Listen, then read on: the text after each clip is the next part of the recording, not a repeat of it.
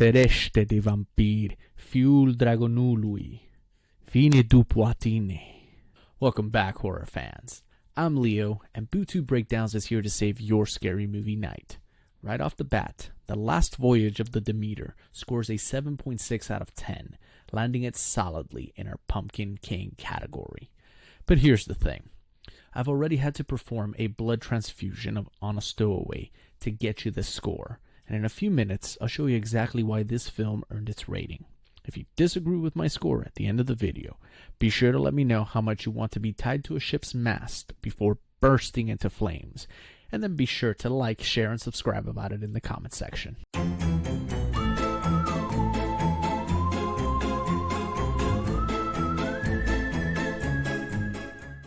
The Last Voyage of the Demeter takes one chapter of Bram Stoker's Dracula and stretches it into a full-blown maritime death march. A crew sets out from Carpathia to England hauling crates of soil that just happen to contain one very hungry stowaway. At first, it's small stuff. Animals drained dry, shadows moving where shadows shouldn't, but it doesn't take long for the crew to realize something is hunting them. The ship's doctor emerges as our anchor point, trying to make sense of what's happening while the captain and the first mate wrestle with superstition versus reason.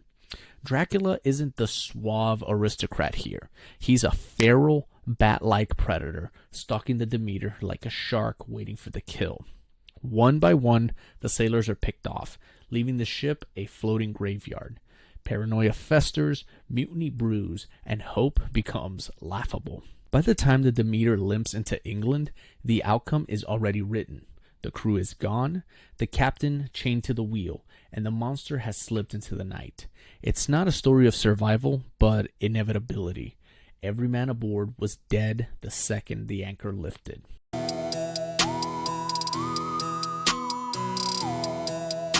If you had told me someone was making a 2-hour horror movie out of a single chapter of Dracula, the captain's log no less, I'd have braced myself for 90 minutes of salt spray, men muttering about the weather, and then a 30-minute bloodbath to close things out. Shockingly, that's not what we got. Instead, the film takes the cursed voyage seriously, putting us in the shoes of a crew that has no clue they're hauling a vampire across the sea. One by one, men vanish or turn up shredded, and with each night, the fear spreads faster than the infection. The paranoia is almost as deadly as the monster itself, as sailors start turning on each other, fracturing the last scraps of unity they had. Anna's presence works as the narrative bridge, bringing the crew, and us, just enough exposition to keep the story moving without feeling like a cheap info dump. Of course, not everything lands. Clement's backstory and reason for being aboard is so contrived it might as well have been scribbled in after shooting, but it's a forgivable stumble given how boxed in the story's framework really is. What could have been a flat, repetitive man versus sea versus monster slog instead turned into something tense, coherent, and surprisingly engaging. Story quality sits at a solid 7 out of 10.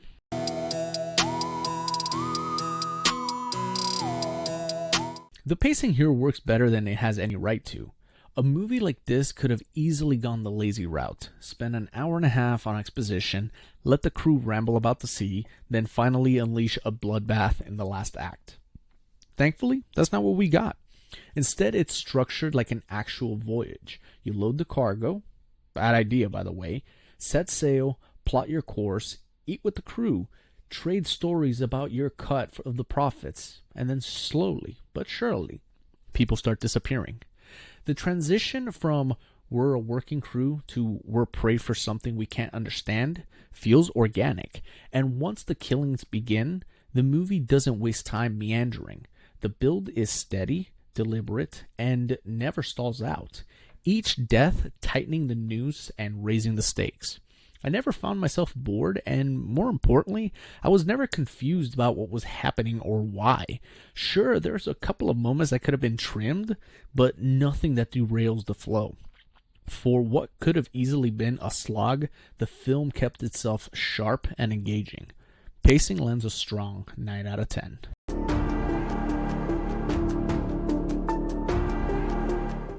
Now, this version of Dracula doesn't play nice, and thank God for that.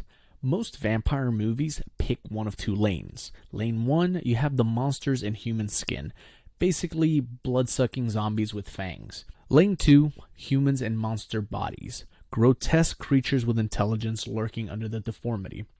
Think of it like the final form vampires in Van Helsing.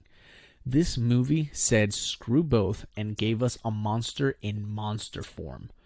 No glamour, no tragic romance, just a grotesque predator with a sharp design and a mean streak a mile wide. It's not just hungry, it's sadistic. One sailor begs for his life, and Dracula mocks him by repeating his pleas before tearing him apart. The way he toys with Toby, turning him into a familiar, makes it clear he's not just killing, he's playing with his food. The real fear, though, isn't just a creature, it's the setting. You're stuck on a ship in the middle of nowhere. No escape, no salvation, only a slow crawl towards inevitable doom. The scene where Joseph desperately tries to flee and still gets hunted down drives that point home hard. And while there are some jump scares, not a single one felt cheap or tacked on. Fear factor comes in at a steady and respectable 7 out of 10.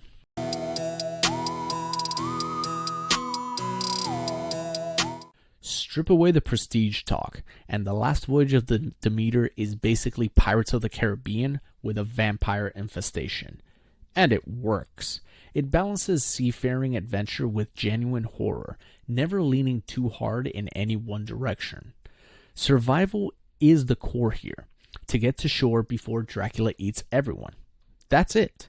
The added layers of turning victims into vampiric familiars is a brilliant touch, and the detail of Dracula's fog rolling in as a weapon, not just scenery, is beautiful to set up that horror atmosphere. Performance-wise, everyone brings their A-game. David Dastmalchian's Wojciech is the stubborn old sailor who's done with everyone's bullshit, but still finds himself battling literal evil. Corey Hawkins as Clemens works as the sympathetic doctor whose final wish collided with Anna's fragile survival. Liam Cunningham as Captain Elliot slowly unravels under the weight of a doomed voyage, and every side character, despite very short screen time, feels necessary. But let's be real, the MVP here is the makeup department. Dracula's grotesque design, his predatory movements, and the horrific transformations of the crew, the bloody carnage, even the way the lighting frames it all, it's flawless. Nothing looked cheap, nothing felt lazy, and watching it left me both impressed and a little sad, realizing modern cinema has abandoned this kind of vampire for endless glitter and melodrama. I want more of this monster. Fun score lands a full 10 out of 10.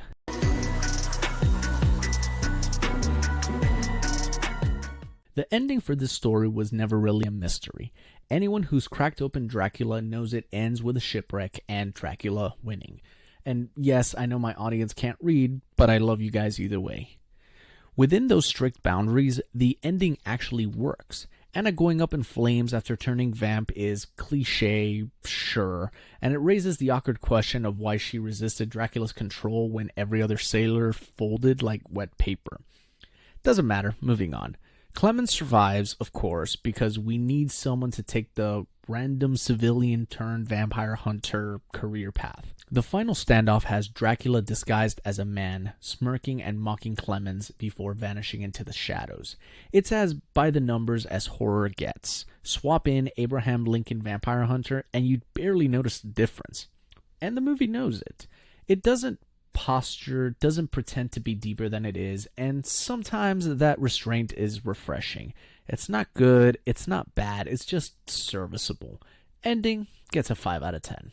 So that's Bootube Breakdowns' take on The Last Voyage of the Demeter. Averaging our scores gives this movie a 7.6 out of 10, which places it in our Pumpkin King category. Do you agree with my rating?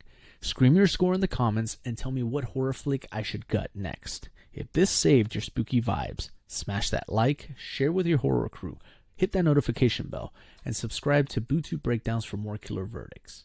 Keep it creepy, and I'll haunt you in the next review.